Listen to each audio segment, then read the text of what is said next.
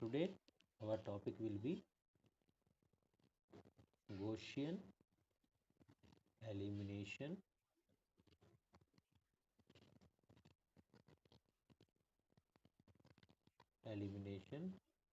method with pivoting.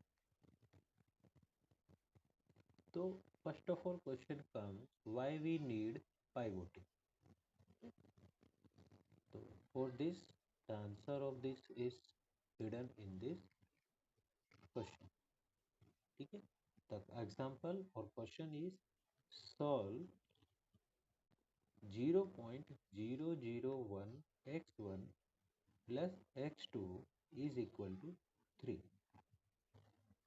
x1 plus 2x2 is equal to 5. This is equation number 1. This is equation number 2. We have to solve this. First we solve this question uh, by our previous method which we have studied in yesterday class. What is the procedure? We will eliminate x1 from equation number 2 by the help of this. What is eliminate x1 from equation 2 by 1 minus 0.001 x1 multiply equation 2. तो जब हम ऐसा करेंगे तो कैसे हो जाएगा 0.001 x1 plus x2 is equal to 3 equation number 1 ये और फिर equation number 2 we are multiplying 0.01 तो this will be 0.001 x1 plus 0.002 x2 is equal to 0.003. Now we subtract. तो this will be minus minus and minus. ये cancel हो गया तो यहाँ पर हमारे पास बचेगा 0.998 x2 is equal to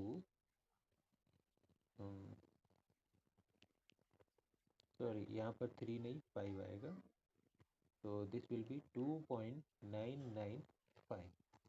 So our system of equations becomes our system of equations becomes 0.001 x1 plus x2 is equal to 3. 0.998 x2 is equal to 2.995. Equation number 3 and equation number 4. So by back substitution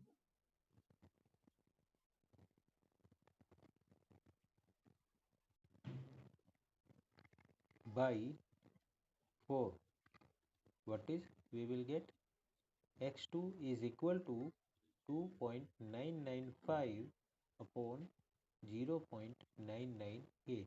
After calculation this will be 3 and by 3, so this will be 0.001 x1 plus 3 is equal to 3.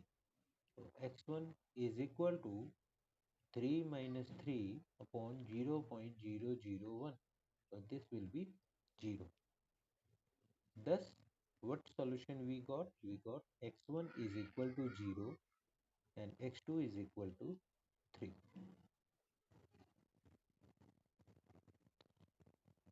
Now we check is this solution is correct. If we put this solution in equation number 1, then this will be 0 plus 3 is equal to 3. That is okay. But when we put this solution into equation number 2, what we got 0 plus 6 is equal to 5. This is absurd. It is not possible. Okay. In numerical method subject, we never get exact solution, but this is absurd. It is not nearly to 5. So this is the reason why we need pivoting. If we apply pivoting here, then our answer will not come like this. Okay, have you understood the difficulty of the problem कि why we need pivoting? अब मैं आपसे communicate करूँगा ताकि आपको ज़्यादा अच्छा समझ में आ जाए. Alish, Alish, are you present? Please tell me why we need pivoting. Have you understood?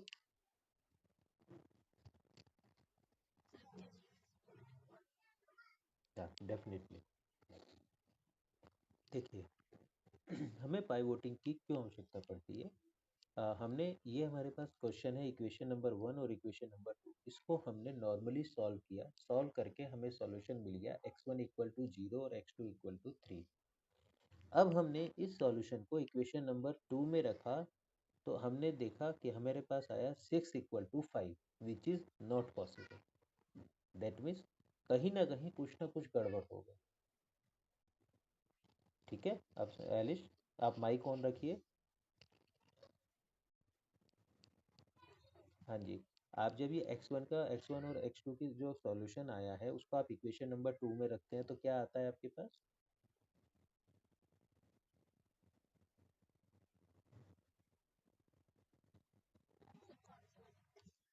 Equation number 2.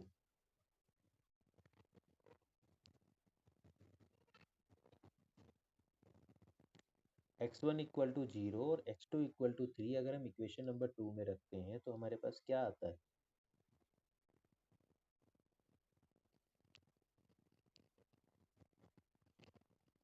बताइए एलिश.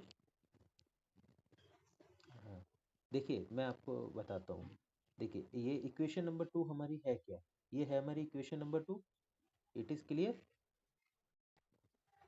आप यहाँ x1 की जगह क्या रख देंगे? 0. बताओ.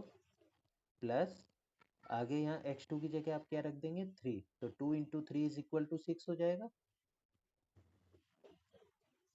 है ना. और राइट हैंड साइड में हमें क्या लिख रहा है? 5. तो यहाँ पर आ गया 5. तो इससे हमें क्या मिल गया? 6 इक्वल टू 5. ये मिला ना. तो ये तो पॉसिबल नहीं है. हाँ. तो इसी प्रॉब्लम से बचने के लिए हमें पाइवोटिंग की आवश्यकता पड़ती है. क्लियर हो गया? अब समझ में आ गया? ओके. तो अब पाइवोटिंग में हम करते क्या है वो मैं आपको आगे बता. तो क्वेश्चन क्या था हमारा? What was the question? Question was 0.001 x1 plus x2 is equal to 3, x1 plus 2x2 is equal to 5. Equation number 1 and equation number 2. हम पाइवोटिंग में ये करते हैं कि जो हमारा x1 पहला जो वेरिएबल है उसका कोफिशिएंट देखते हैं हर एक इक्वेशन में. तो जिसका भी कोफिशिएंट सबसे बड़ा होता है उसको हम पहली इक्वेशन मानते हैं. For example, in equation 1 the coefficient of x1 is uh, in equation 1 coefficient of x1 is 0.001. In x2 coefficient of x1 is 1. Which one is greater? 1 is greater than 0.001. So what we do? We do so we take equation number 2 as our first equation. Means x1 plus 2x2 is equal to 5. 0.001 x1 plus x2 is equal to 3. Equation number 3, equation number 5. Sorry, 4. It's clear to all of you now. What is pivoting? Pivoting ये है कि जो पहला variable है उसमें जो सबसे बड़ा कोफिशिएंट होगा उसको आप पहली इक्वेशन माने. समझ में आ गया आपको सभी को? कोई डाउट है तो पूछिए.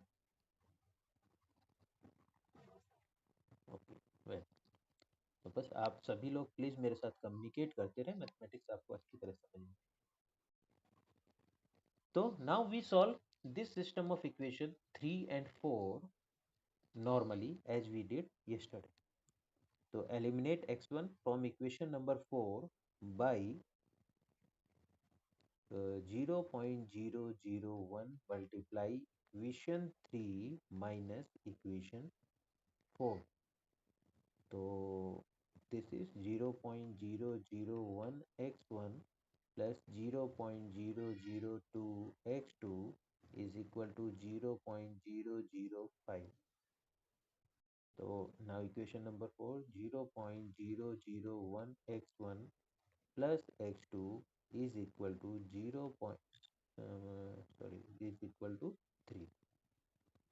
So after subtracting minus minus minus, this is cancel out. So this will be minus 0.998 x2 is equal to minus 2.995. So our system of equations becomes now system of equations becomes 0.001 x1 plus x2 is equal to 3 and equation number 3 आएगी ना पहले, x1 plus 2x2 is equal to 5 और equation number 4 will be replace by plus का हो जाएगा 0.998 x2 is equal to 2.995. तो by back substitution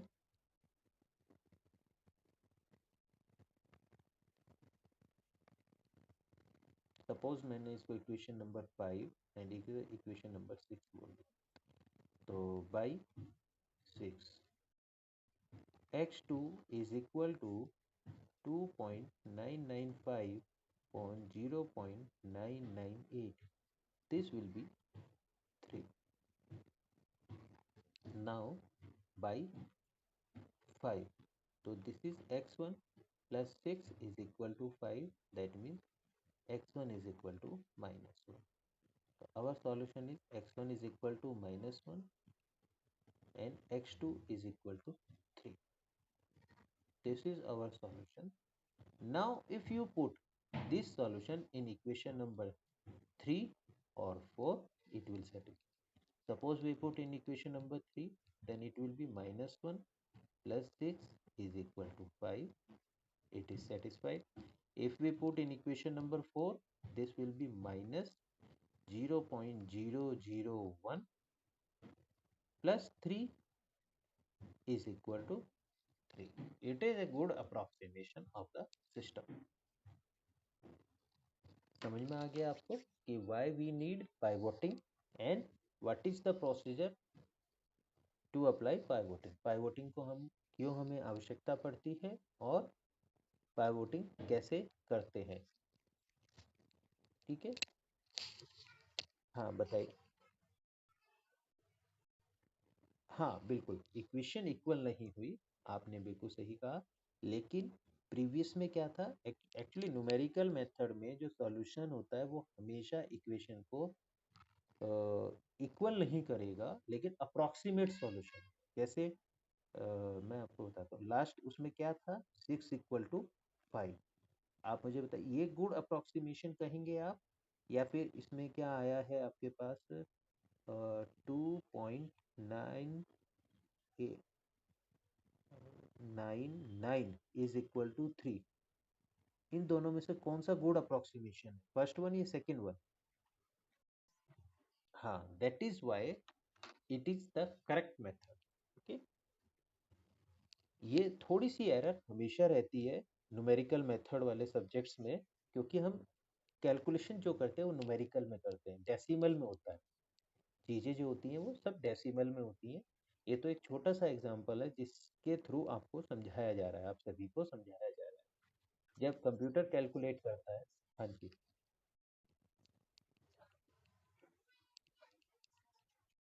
हम्म,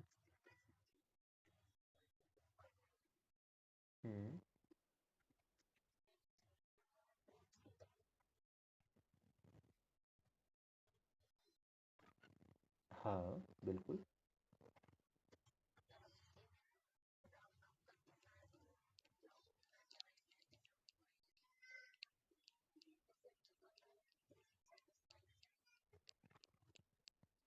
नहीं, आपकी बात सही है, लेकिन वो पाइवोटिंग कौन की आवश्यकता कहाँ पर है, किस तरीके से क्यों हमें आवश्यकता पड़ती है, वही हमें आपको बताने के लिए इस एग्जाम्पल को हमने यहाँ पर लिया है कि पहले वाले में विदाउट पाइवोटिंग में आपकी बात सही है, ठीक है, आप वो ले लीजिए, पॉइंट्स में ले लीजिए, तब भी अप्रोक्सीमेशन जो आएगा वो पहले वाले एग्जाम्पल के कंपैरिजन में इसमें और अच्छा ही आएगा, खराब नहीं आएगा।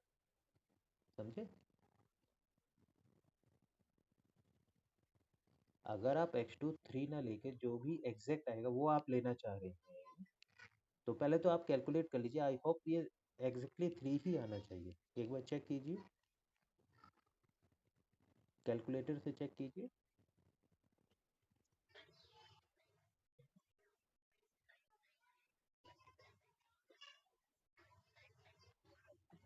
नहीं, आई एम सेइंग आप 2.995 को डिवाइड कीजिए 0.998 से, और मुझे बताइए एग्जैक्ट सॉल्यूशन क्या आ रहा है।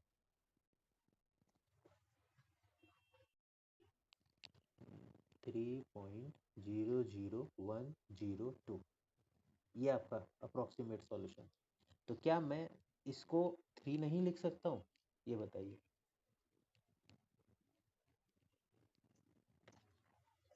तो इसलिए मैंने यहाँ पर 3 लिखा है, फर्स्ट ऑफ ऑल। ठीक है, एक तो इसलिए मैंने इसको यहाँ पर 3 लिखा है, नंबर वन। नंबर टू, अगर आप ये भी लेते हैं, नो प्रॉब्लम, तो भी आपका जो यहाँ वैल्यू आएगी वो इससे अच्छी ही आएगी, इससे खराब नहीं आएगी। ओके, यहाँ पर आपने इसको आपने ले लिया 5 डिजिट तक, मैंने कंसीडर किया ओनली 2 डिजिट तक और 3 डिजिट तक। ठीक है, तो ये फ़र्क है। इसी वजह से न्यूमेरिकल मेथड में जो कैलकुलेशंस होती हैं वो डिजिट्स में होती हैं, डेसिमल में होती हैं। इसी वजह से यहाँ पर एरर आती है, और इसी वजह से हमें ये देखना होता है कि ऐसा कौन सा मेथड हम अप्लाई करें जिसमें एरर मिनिमम हो। ओके,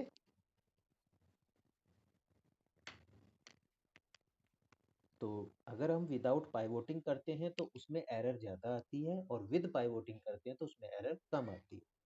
तो इस वाले में विद पाइवोटिंग में हमारी कैलकुलेशन या हमारा approximate solution is more good than the previous. अब क्लियर है आपको? आपका नाम प्लीज? अरे, तो वेरी गुड।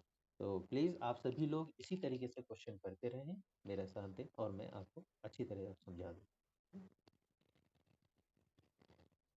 तो यही रीज़न है because of which we need pivoting. Okay, क्योंकि हमारे पास गुड अप्रोक्सीमेशन यहाँ पर आ जाता है। अब यही पाइवोटिंग हम मैट्रिक्स मेथड से कैसे करते हैं वो हम लोग सीखेंगे मैट्रिक्स में। अभी तो हमने सिंपल कैलकुलेशन की, अब मैट्रिक्स में देखिए। Solve 2x 2x plus 6y plus 10z is equal to 0, x plus 3y plus 3z is equal to 2, 3x plus 14y plus 28z is equal to -8, 1 2 3। Solve कैसे करना है? Gaussian elimination method with pivoting. ठीक है, with पाइवोटिंग। तो कैसे करेंगे हम? सबसे पहले इसको मैट्रिक्स फॉर्म में लिखेंगे। मैट्रिक्स फॉर्म में अगर हम इसको लिखते हैं तो दिस विल बी 2 6 10 0 1 3 3 2 3 14 28 -8। ठीक है, विद पाइवोटिंग करते हैं। याद कीजिए, विद पाइवोटिंग में हम क्या करते थे? The coefficient of X, the greater coefficient of X, we put that equation as a equation number 1। तो अब आप मुझे बताइए कोई भी कि इसमें हम कौन सी इक्वेशन को इक्वेशन नंबर 1 माने।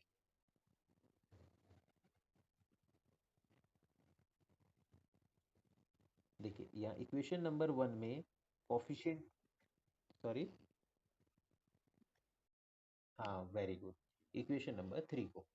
अब अगर इस तरीके से लिखा है तो आप इजीली बता पा रहे हो कि सभी लोग कि इक्वेशन नंबर 3 को आप इक्वेशन नंबर 1 मानेंगे। बट अगर यही चीज मैट्रिक्स फॉर्म में लिखी है तब आप इसको कैसे देखेंगे? The way is see first column, हाँ फर्स्ट कॉलम, ओके। तो इसमें जो लार्जेस्ट वैल्यू है यानी कि 3, तो this is your R1, this is your R2, this is your R3। तो R3 को आप रिप्लेस कर देंगे R1 से, okay? तो this will be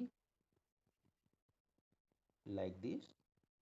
What we are going to R1 replace exchange by R3. So this will be 3, 14, 28 minus 8, 1, 3, 3, 2, 2, 6, 10, 0. What is our next target? Again procedure is same. We try to make 0 in this position and 0 in this position, okay.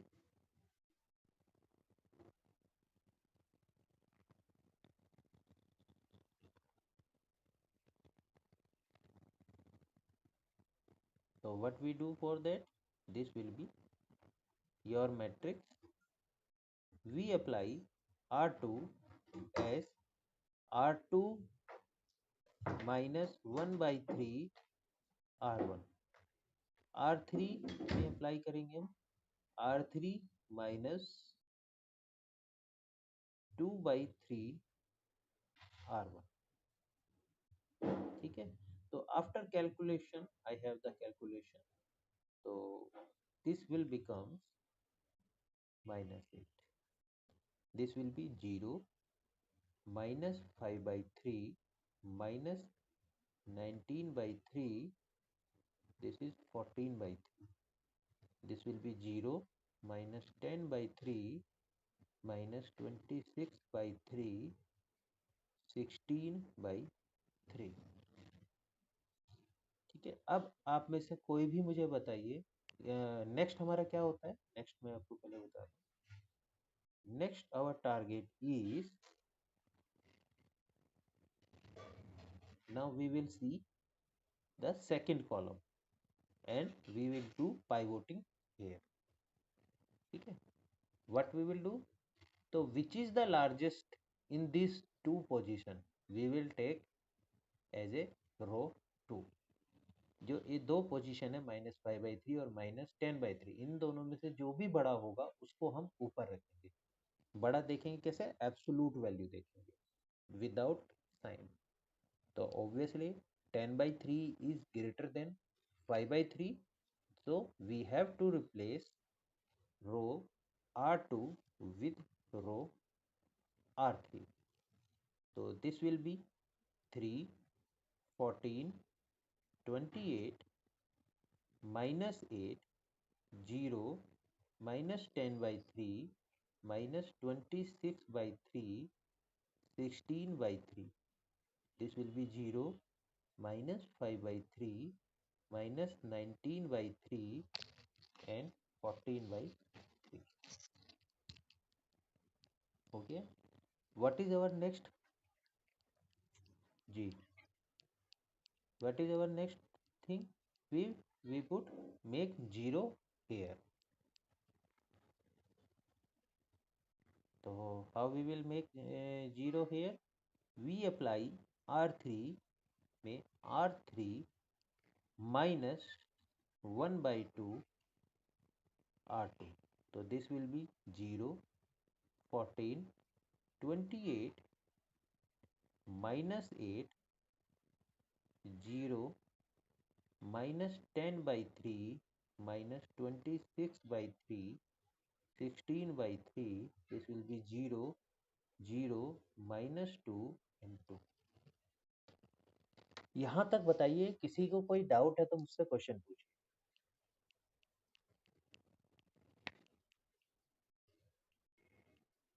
Otherwise randomly मैं किसी एक से पूछ लूंगा और फिर अगर आप क्वेश्चन। हाँ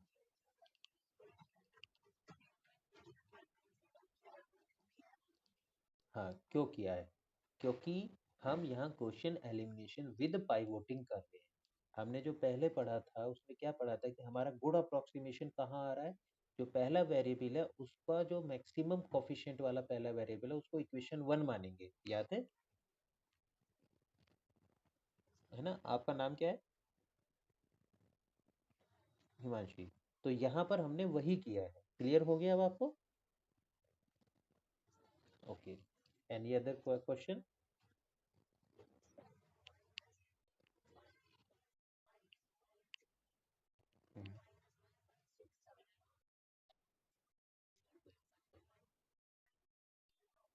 हाँ बेटा, मैं पहले ही आपको बताया कि हम यहाँ पर जो चेक करेंगे वो एब्सोल्यूट वैल्यू चेक करेंगे, ठीक है, विदाउट साइन। ठीक है, तो यहाँ पर हमने एब्सोल्यूट वैल्यू चेक करके उसको फिर ऐसा किया है। ये मैं आपको पहले ही उस समय समझाते हुए ही बोला था। और बताइए,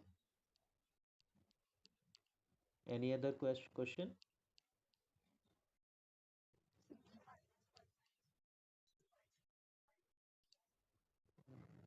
क्यों मल्टीप्लाई किया? अच्छा, अगर आप नहीं मल्टीप्लाई करेंगे तो यहाँ पर जीरो कैसे बनाएंगे ये बताइए। ये जो पोजीशन है, आपको यहाँ इस पोजीशन पे जीरो बनाना था। इस पोजीशन पे जीरो बनाना था 1 की जगह, और यहाँ 2 के स्थान पर बनाना था। ये कैसे बनाएंगे? कैसे बनाएंगे? इसी तरह तो बनाएंगे, R1 में मल्टीप्लाई करके। R1 को, ये जो है R1, ये R1 है आपका। R1 में या 3 से हम डिवाइड कर देंगे तो यहाँ क्या आ जाएगा? 1। और 1 से फिर 1 को सब्सट्रैक्ट करेंगे तो यहाँ 0 आ जाएगा। क्लियर?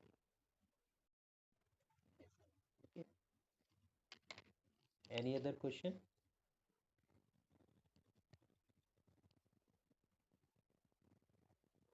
ठीक है, कोई क्वेश्चन नहीं है। अब मैं आपको एक और एक्स्ट्रा चीज़ बता रहा हूँ, प्लीज़ लिसन केयरफुली। आप यहाँ एक चीज़ नोट कीजिए कि इस ऑपरेशन में अगर मैंने यहाँ R2 लिखा है तो इस R2 पर यहाँ लिखा है, इस पर कोई ऑपरेशन नहीं लगा है। R3 लिखा है इधर तो यहाँ पर पहले R3 लिखा है, इस पर कोई ऑपरेशन नहीं लगा है। यहाँ पर भी मैंने R3 लिखा है तो यहाँ R3 लिखा है, इस पर कोई ऑपरेशन नहीं लगा है। तो ऑलवेज रिमेंबर, जिस रो में भी आप यहाँ लेफ्ट साइड में लिखेंगे, इस साइड में, उस पर किसी की मल्टीप्लाई, डिवाइड, एडिशन और सब्सट्रैक्शन नहीं करेंगे। किस में करेंगे? जिसमें पाइवोट एलिमेंट होगा, इसमें। ठीक है, इस वाले में, इसमें पाइवोट होगा। जैसे यहाँ पर पाइवोट एलिमेंट किस में है? ये है 3 हमारा। ठीक है, फर्स्ट यहाँ पर। तो इसमें हमने सिर्फ R1 में मल्टीप्लाई, डिवाइड सब कुछ किया है। अब यहाँ पर इस केस में हमारा पाइवोट एलिमेंट क्या बन गया? ये वाला। ठीक है, ये हमारा पाइवोट एलिमेंट बन गया, तो इसलिए हमने यहाँ पर R2 में मल्टीप्लाई, डिवाइड सब किया है। तो इस चीज़ को थोड़ा ध्यान रखेंगे जब आप कैलकुलेट करें। इसलिए मैं कहता हूँ कि है ना, एक एक बार सब लोग जो क्वेश्चन मैं देता हूँ प्लीज़ वो सभी करें, उससे प्रैक्टिस होगी, बहुत ज़रूरी है। एक क्वेश्चन कर लें डेली, उसी से आपको बहुत प्रैक्टिस हो जाएगी।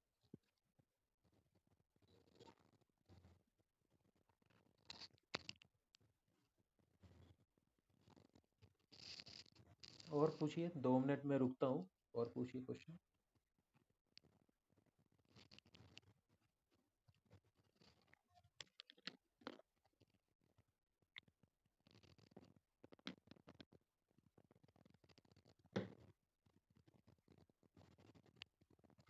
चलिए फिर आगे बढ़ते हैं। अब बैक सब्स्टिट्यूशन लगाते हैं। तो बाई बैक सब्स्टिट्यूशन,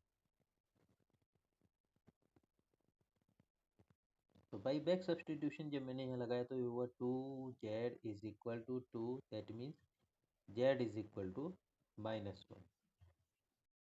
नेक्स्ट हुआ -10 10 by 3 y minus 26 by 3 z is equal to 16 by 3. After calculation you will get y is equal to 1, y is equal to 1 and ये हो गया x, फिर 3x plus 14y plus 28z is equal to -8. इससे हमें मिल गया x is equal to 2. तो हमारा जो सॉल्यूशन आ गया वो क्या आ गया? सॉल्यूशन आ गया x is equal to 2, y is equal to 1 and z is equal to -1.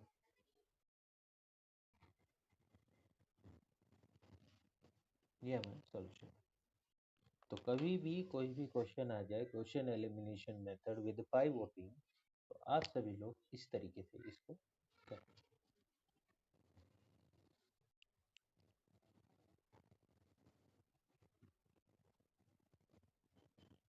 एक बार थोड़ा सा ओवरव्यू ले लीजिए, फिर भी कोई क्वेरी आती है तो प्लीज मुझे बताइए।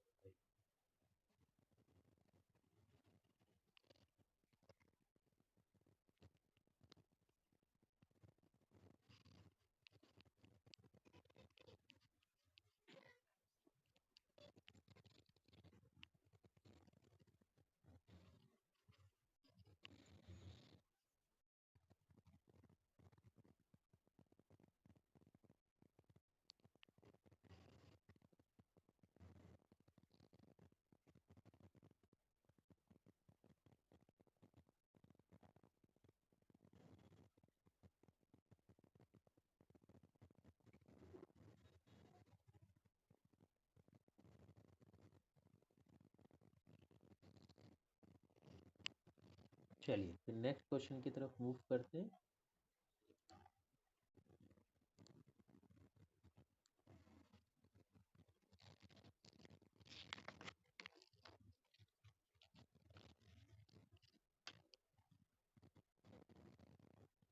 What is the rule? Rule is pivot element cannot be 0. What is the meaning of that? I am going to tell you in your next example. Suppose your example is x1 plus x2 plus x3 is equal to 6. 3x1 plus 3x2 plus 4x3 is equal to 20. 2x1 plus x2 plus 3x3 is equal to 30. ठीक है, you have to solve this question by Gaussian elimination method with pivoting. तो solution आप देख रहे हो कि इसमें equation number जो, अगर मैं इसको इक्वेशन नंबर 1, 2 एंड 3 कहता हूँ, तो इक्वेशन नंबर 2 जो है उसमें x1 का जो कोफिशिएंट है it is the greatest one, so we will replace equation number 1 by equation number 2.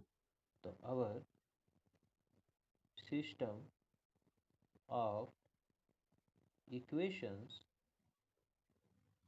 becomes 3x1 plus 3x2 plus 4x3 is equal to 20. x1 plus x2 plus x3 is equal to 6. 2x1 plus x2 plus 3x3 is equal to 30. This is 4, this is 5 and this is 6. Now we have done pivoting. Now we solve it further. For that we will make 0 coefficient of x1 in equation number 5 and 6. That means we eliminate x1 from equation number 5 and 6. How we will eliminate? Now by we apply method equation 2 minus 1 by 3 equation 4 5. equation 6 minus 1 by 2 by 3 equation 4. Okay. After calculation, our system of equations becomes our system of equations becomes it will becomes what? 3x1 plus 3x2 plus 4x3 is equal to 20. Next, x3 is equal to 2 minus x2 plus 1 by 3 x3 is equal to minus 1 by 3. This is equation number 7, 8 and 9. Okay. Now the special thing comes of this question. What is the special in this question? There is two methods to solve this question. Why? One method is what? One method is by 8. x2 is x3 is equal to 2 by 9. X minus x2 plus 2 by 3 is equal to minus 1 by 3, and x2 is equal to 1 by 3 plus 2 by 3 is equal to 1 by 7. So 3x1 plus 3 plus 8 is equal to 20. So after calculation, x1 is equal to 3. So thus we get x1 is equal to 3, x2 is equal to 1 and x3 is equal to 2. In this way our solution is comes this. What is the another method? Another method is we write our system of equation as 3x1 plus 3x2 plus 4x3 is equal to 20 minus x2 plus 1 by 3 x3 is equal to minus 1 by 3 x3 is equal to 2. Equation number 7. तो आप इसे further कर लीजिए. Equation number 10, equation number 11, equation number 12.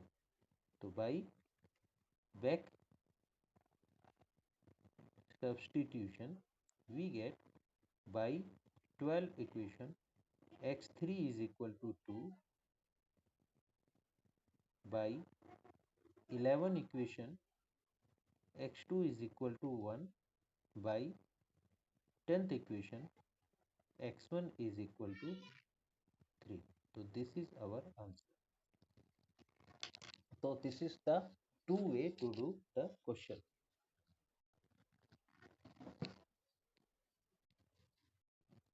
So which way you will follow? You always follow this method. Never use this method, because in Gauss elimination method this is not a correct way, or this is the correct way. If you do question by this method in which the right mark is there, then you will get the full marks. If you do by this method, then your marks will be cut. What is the reason behind that? The reason is pivot element cannot be 0. Here in this equation number 8, this is the position of the pivot element. Here the equation number 8, the pivot element becomes 0. While in this case, equation number 11, in equation number 11, pivot element is not 0. So that is the reason because of which we have to follow this method. It's clear to all of you? If you have any doubt, please let me know.